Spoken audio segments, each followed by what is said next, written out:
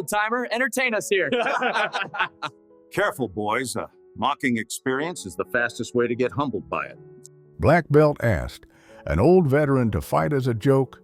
What happened next shocked everyone. The dojo smelled of sweat and linseed oil. The floorboards polished smooth by decades of bare feet, pounding their rhythm of discipline. Outside, Cedar Falls was winding down for the evening, but inside the training hall, the air pulsed with the sharp cries of young fighters. Ki split the silence, fists thudded against pads, and laughter echoed from the corner where the black belts gathered. They were strong, fast, and certain that youth had made them untouchable. Against the far wall stood a man who did not belong, or so it seemed. He was older, hair streaked silver, his frame wrapped in an ordinary jacket and jeans. His name was Thomas Hale. To most, he looked like a grandfather waiting to collect a grandchild, a figure out of place among the muscle and bravado of the martial arts school. He stood quietly, hands folded, eyes calm. But those eyes carried a weight no one in the room yet understood, the steady focus of a man who had seen more than tournaments and trophies. Ryan Briggs noticed him first. 23 years old, a newly minted black belt, Ryan was the star of the dojo, quick with his kicks, loud with his confidence, and admired by peers who mistook arrogance for strength. Ryan smirked at the sight of the old man standing so still. "What's he doing here?" he muttered to his friends. "Maybe waiting to take the class for seniors." Laughter erupted, careless and sharp. The jokes grew bolder. Ryan raised his voice, calling across the mat, "Hey, Grandpa, you know any moves? Show us before you break a hip." His companions howled, glancing at Thomas as though expecting him to shuffle away in embarrassment. But Thomas did not move. His gaze remained steady, his silence unnerving in its composure. That silence was Ryan's undoing. For where the young black belt saw weakness, there was something else entirely, something coiled and waiting. The dojo had mistaken an old man for irrelevance. They were about to learn what history looks like when it steps quietly into a ring. The Cedar Falls dojo was not the sort of place that sought glamour.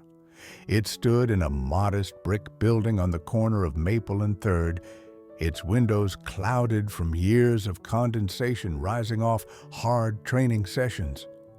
The wooden sign above the door had faded in the sun, its painted kanji barely legible, yet the locals knew it well. Inside, the floorboards gleamed with polish. Mats lay stacked against the walls, and the air forever carried the faint tang of sweat and resin. It was a place of repetition, discipline, and tradition. Students filled the space that evening, ranging from eager white belts, still learning how to tie their uniforms, to seasoned brown belts whose kicks cut the air with sharp precision. But the true spectacle in their eyes was always the black belts, the pinnacle, the example, the standard. Ryan Briggs embodied that image. At 23, Ryan was broad-shouldered and quick, his hair cropped short, his body lean from years of sparring. He had been training since childhood and wore his new black belt like a crown. To his peers, he was talented, charismatic, and destined for success.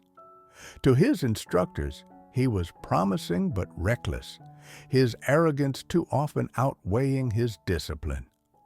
Ryan thrived on the admiration of the younger belts, who gathered around him like satellites.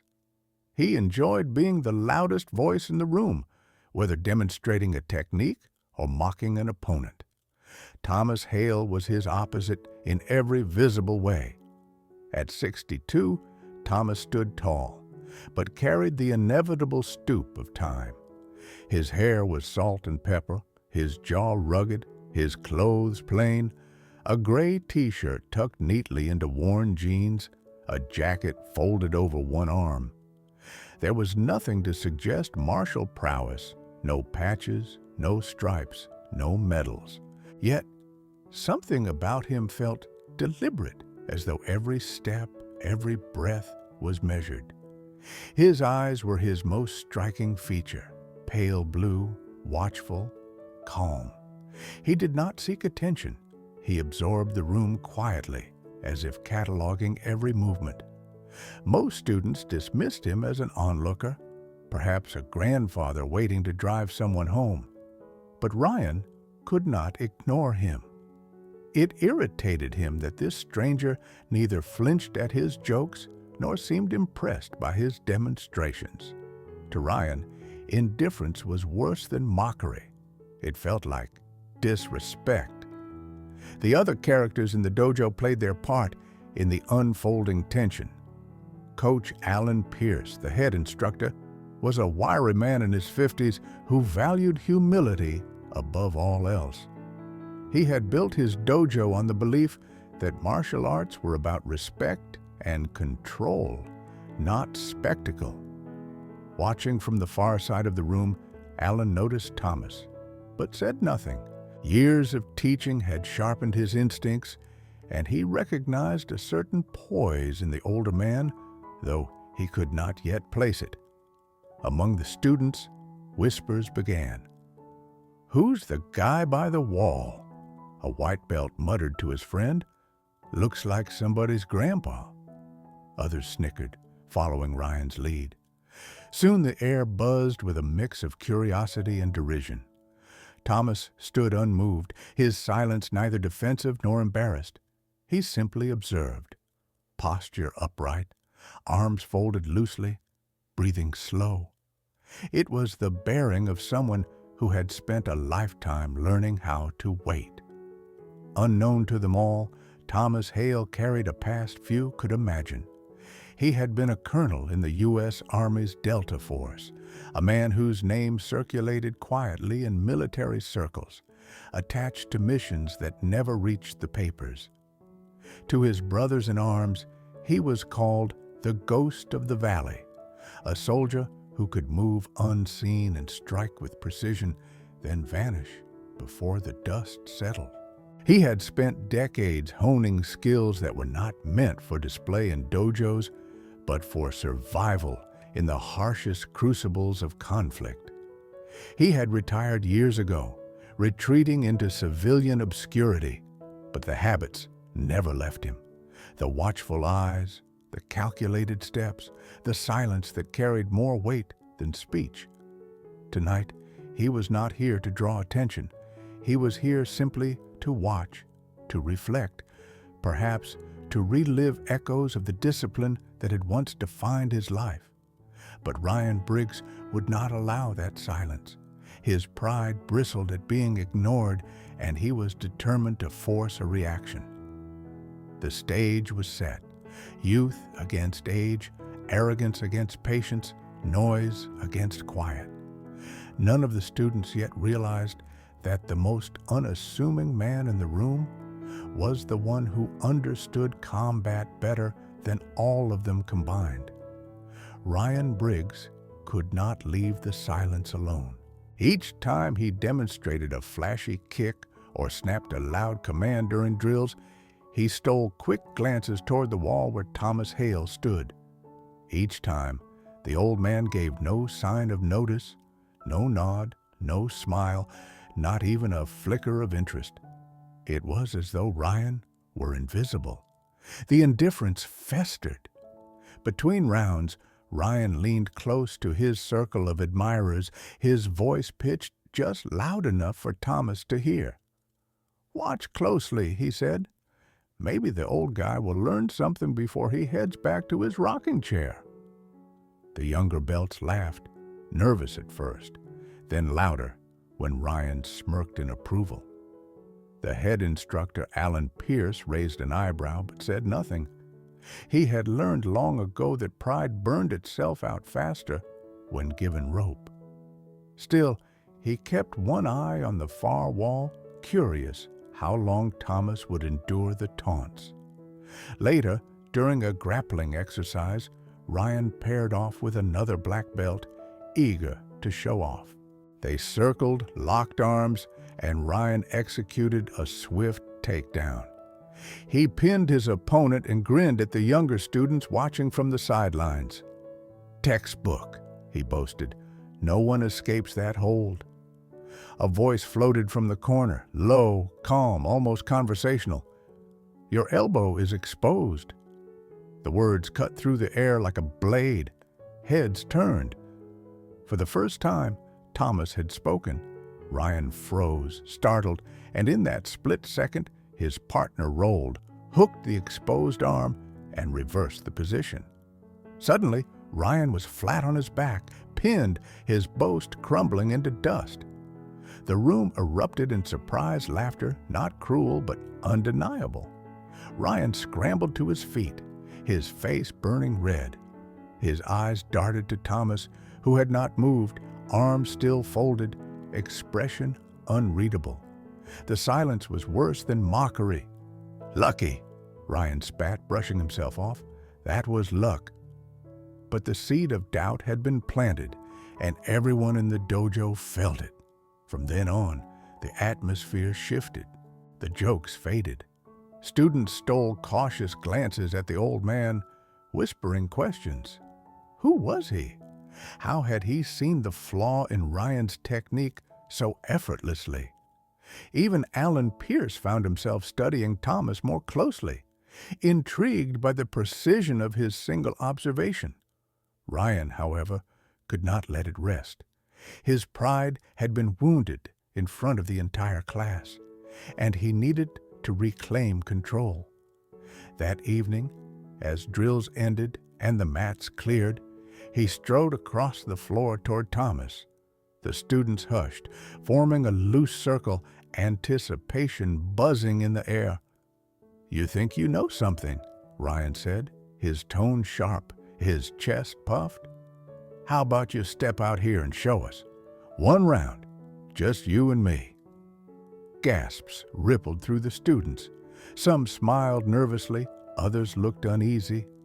Challenging a guest, let alone an old man, went against every lesson Alan had drilled into them about respect. Alan himself stepped forward, ready to intervene, but before he could speak, Thomas lifted one hand, palm outward, stopping him. "If I accept," Thomas said quietly, "when it's over, you will apologize." The simplicity of the words struck like thunder. Ryan blinked, then barked a laugh. "Fine, I'll apologize after I put you on the floor."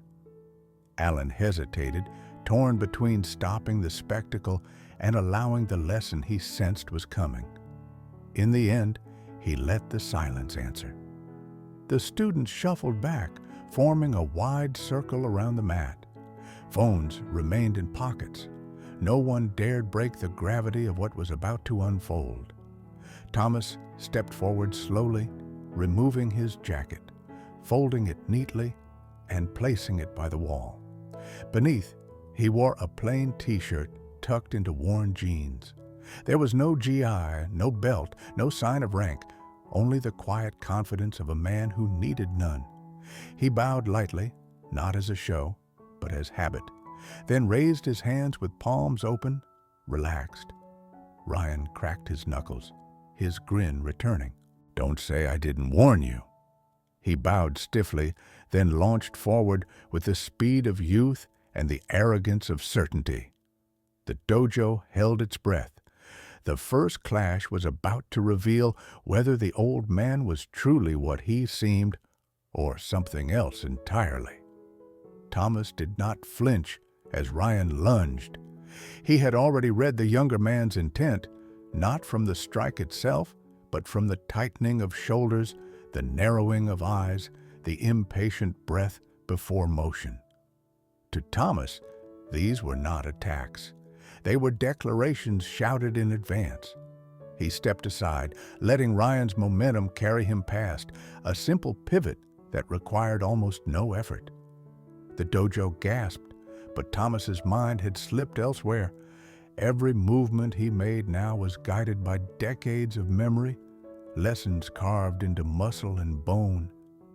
He remembered the first time he had stepped onto a mat, not in a polished dojo, but in a cold army barracks in North Carolina, his body young, restless, and eager to prove itself. Back then, he thought fighting was about strength. It took years and many scars to learn that fighting was really about silence.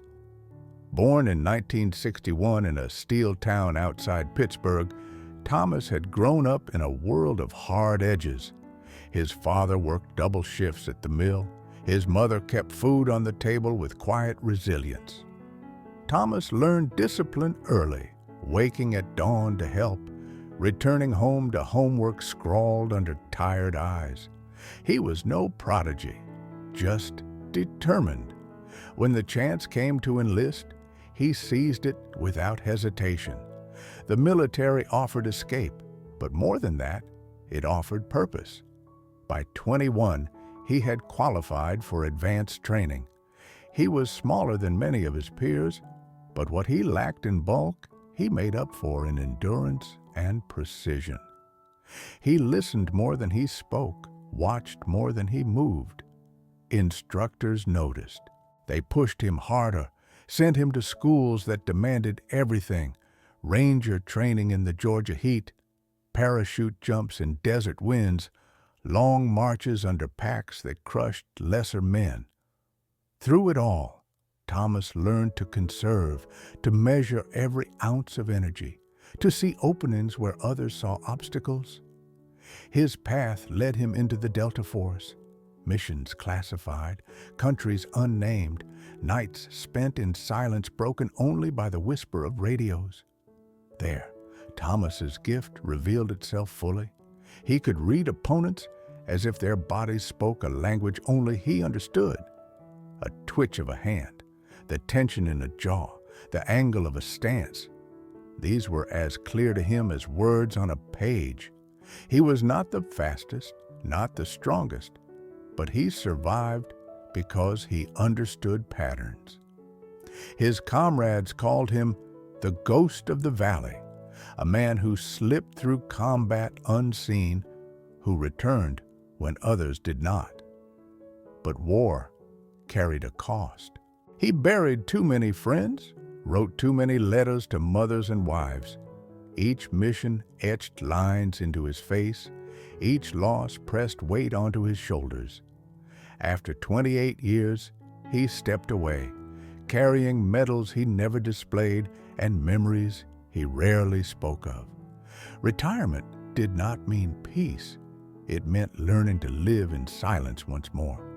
He found that silence in small towns, teaching self-defense at community centers, mentoring young veterans adrift in civilian life.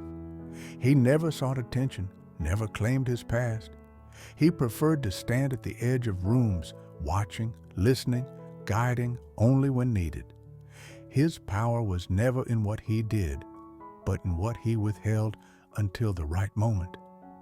Tonight, in the Cedar Falls dojo, he had withheld long enough. Ryan spun back, frustrated, cheeks flushed. He launched another flurry, kicks sharp, fists slicing the air. But Thomas barely moved. A tilt of the shoulder, a shift of the hips, a simple redirection of force, and Ryan's strikes dissolved into nothing. Each miss fueled his rage, and the crowd's silence grew heavier. As Thomas pivoted again, memories collided with the present. He recalled a night in a foreign city, an alleyway ambush, half a dozen attackers charging him at once. He had moved then as he moved now, economy of motion, breath steady, letting the enemy defeat themselves with their own momentum. It was the same principle: do less, see more, endure longer. In the dojo, students began to realize they were not witnessing tricks. They were witnessing history written into muscle memory, a different caliber of training than sport karate or tournament sparring. Alan Pierce, the head instructor, felt it most keenly. His eyes widened, his respect deepening with each subtle deflection. He had taught thousands, but he recognized mastery when he saw it. Ryan's bravado faltered.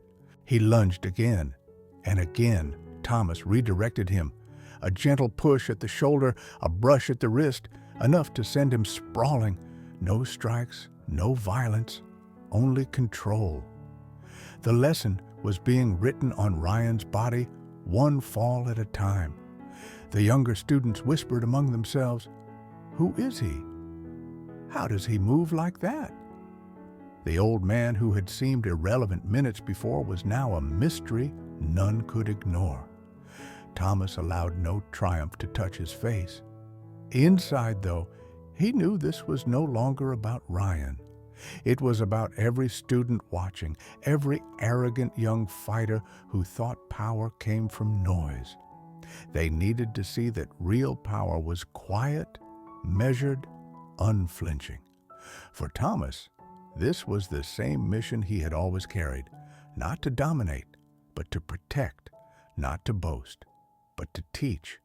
And sometimes, the only way to teach was to let arrogance burn itself out against unshakable patience. Ryan's chest heaved as he scrambled to his feet yet again. Sweat slicked his brow, his black belt hanging crooked from the furious pace of his own failed attacks. Around the circle, students watched in reverent silence, no longer amused. The dojo had shifted. The air itself felt different, thicker, as though everyone sensed they were witnessing something more than sparring. "Stay down, Ryan," one of his peers muttered, too softly for him to hear. But pride drowned out caution. Ryan wiped his mouth with the back of his hand and squared his shoulders. "Enough running," he snapped, trying to mask desperation with bravado. "Fight me for real, old man." His voice cracked slightly, betraying nerves. Thomas regarded him with calm, the same unreadable patience he had shown since stepping onto the mat. He did not raise his fists or square into an aggressive stance. He simply folded his hands loosely before him, as though preparing to guide a student through a drill rather than face a challenge. "When this ends," Thomas said quietly, his tone carrying across the hushed room, "you will apologize. Not to me, to everyone here you've disrespected." The words landed heavier than any punch. Ryan blinked, momentarily stunned, then scoffed. "I'll apologize when you're flat on your back." Thomas's eyes never left him. There was no boast, no anger, only a certainty that cut through Ryan's defiance. Around the circle, students shifted, whispering. Some nodded. Others held their breath. Even Alan Pierce, the head instructor, found himself stilling, unwilling to interrupt the current moving through the dojo. Ryan charged again, fury in every step. He aimed high, a roundhouse kick snapping toward Thomas's temple. The old man barely moved, a slight lean, a turn of his shoulders, and the kick sliced empty air. Ryan spun, off balance. Before he could recover, Thomas extended one hand, not a strike, only a guiding push, and Ryan stumbled forward, crashing to the mat with a grunt. Gasps echoed, but Thomas's composure never shifted. He waited, hands lowered, offering Ryan space to rise again. The message was clear. He had no need to attack. Ryan was defeating himself. Something in the young man's bravado cracked. His eyes darted to the circle of students, to Alan Pierce, to the old man who refused to humiliate him, yet somehow left him humiliated all the same. For the first time, Ryan hesitated. Thomas spoke again, softly, but the weight in his voice silenced the room. "Pride will blind you, anger will betray you. If you cannot control yourself, You cannot claim mastery over anyone else. The dojo fell utterly still.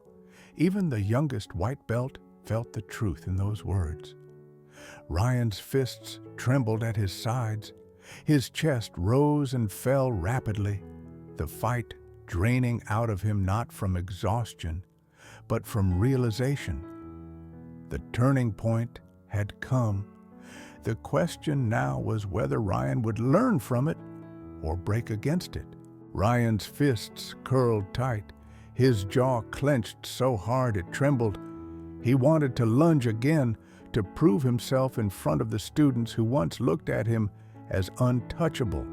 But the silence of the dojo pressed against him heavier than any opponent. His classmates' eyes, once full of admiration, now brimmed with something else, anticipation, even pity. Thomas stood calmly, shoulders relaxed, breathing steady. He didn't raise his guard, didn't advance, didn't need to. His stillness itself was a weapon.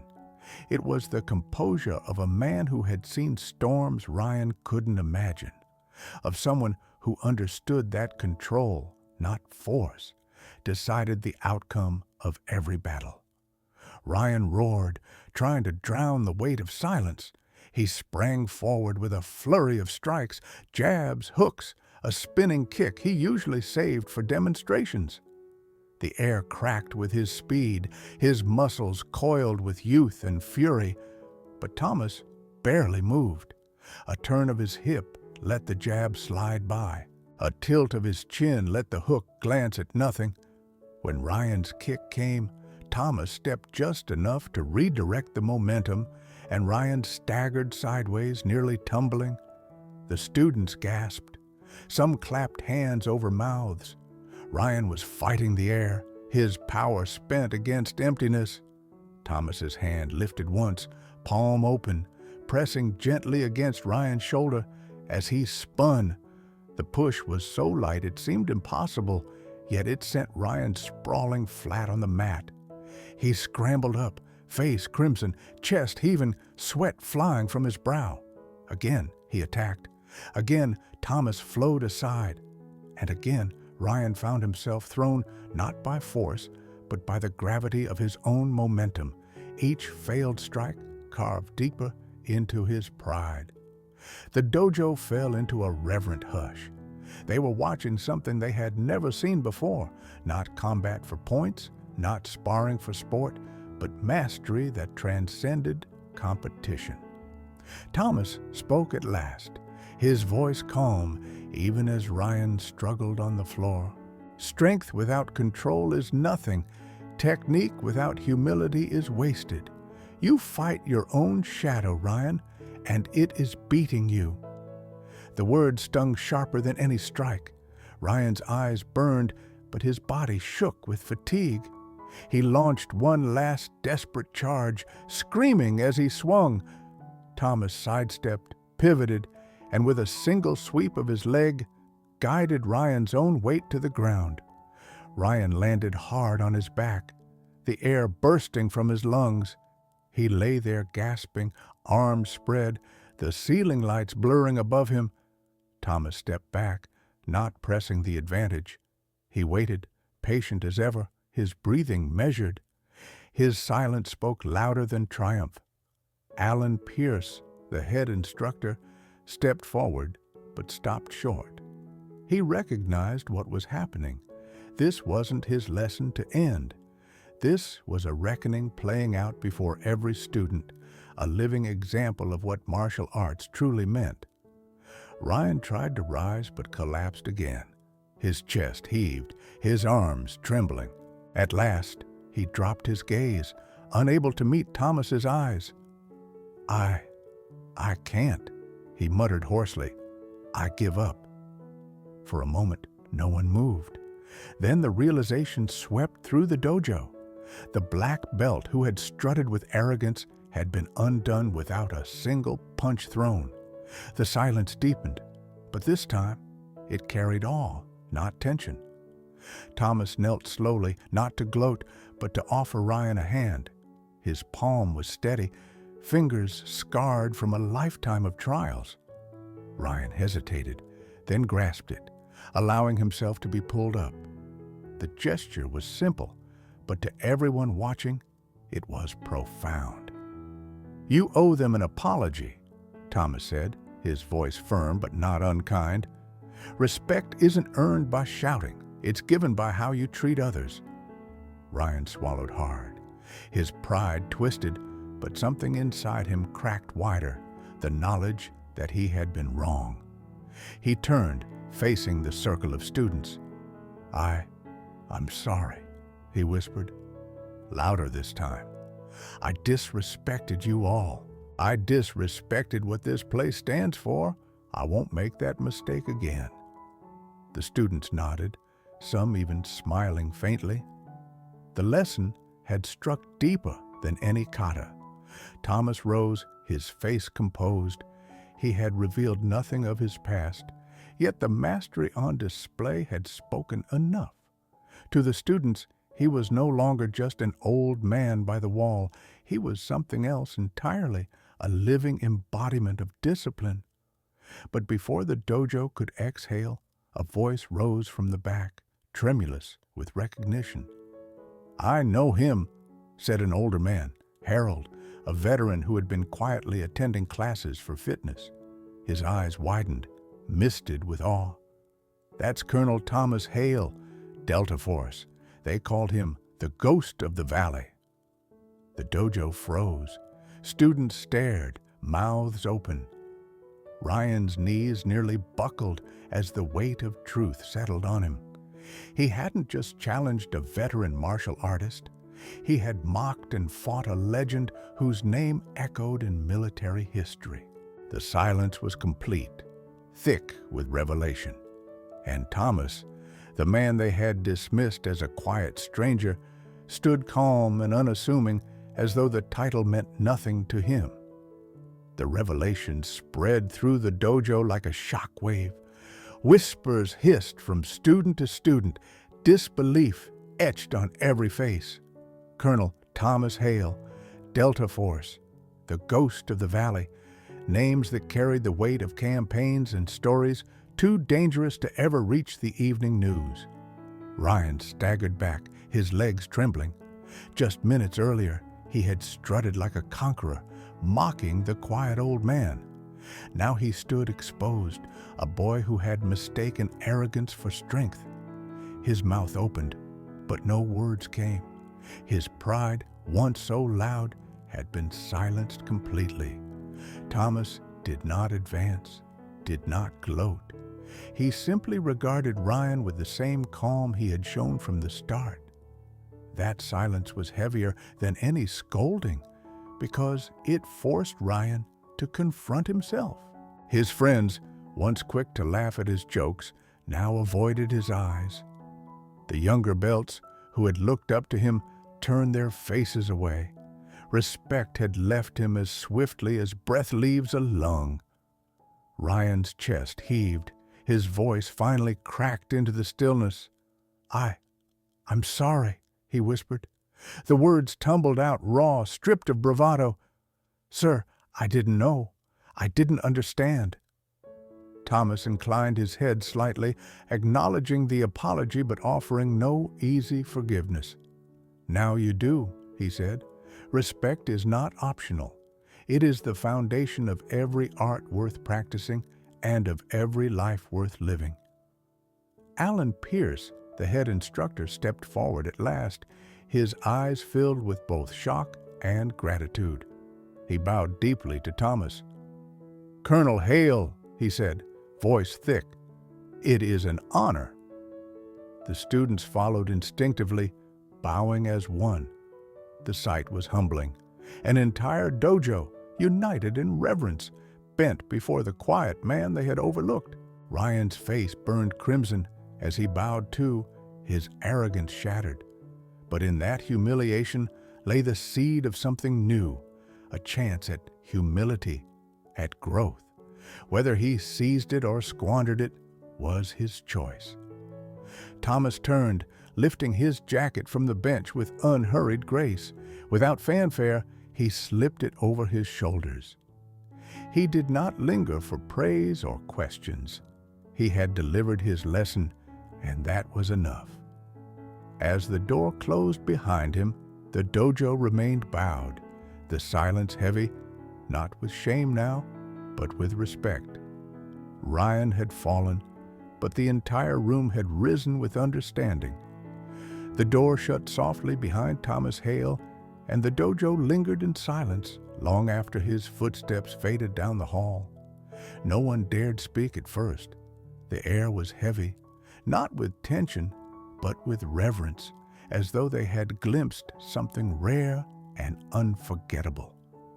Alan Pierce straightened from his bow, his eyes still locked on the empty doorway. "Remember this night," he said quietly. "You've seen what discipline looks like, what mastery looks like, and what humility requires." His words carried the weight of truth, and the students nodded, their faces solemn. Ryan Briggs remained kneeling on the mat, shoulders hunched, chest still heaving from the storm of his pride and its collapse. The laughter that once followed him had turned into pity, yet in the wreckage of his arrogance, something unexpected stirred, the faint beginning of humility. Slowly, he lifted his head and faced the circle of students. "I mocked him," Ryan said hoarsely. "I disrespected this place, all of you, and the art itself. I was wrong." He bowed deeply, forehead to the mat, a gesture of surrender rather than performance. Some students glanced at one another surprised, but Alan nodded. Humility had finally pierced where force could not. The dojo began to breathe again. Conversations resumed in hushed tones. The youngest belts whispered about the ghost of the valley, their eyes wide with awe. Older students exchanged glances that carried both shock and pride. They had been present at a lesson no textbook could ever teach. Outside, the evening air cooled as Thomas walked into the fading light of Cedar Falls. He did not look back. He had no need to. He had left behind more than an impression. He had planted a seed. Perhaps Ryan would grow into the humility he lacked. Perhaps the students would carry the memory of this night into every kata, every spar, every act of respect in and beyond the dojo. That was enough. For Thomas, anonymity was no burden. He had lived too long in shadows, carried too many names that weren't meant for public record. He preferred silence.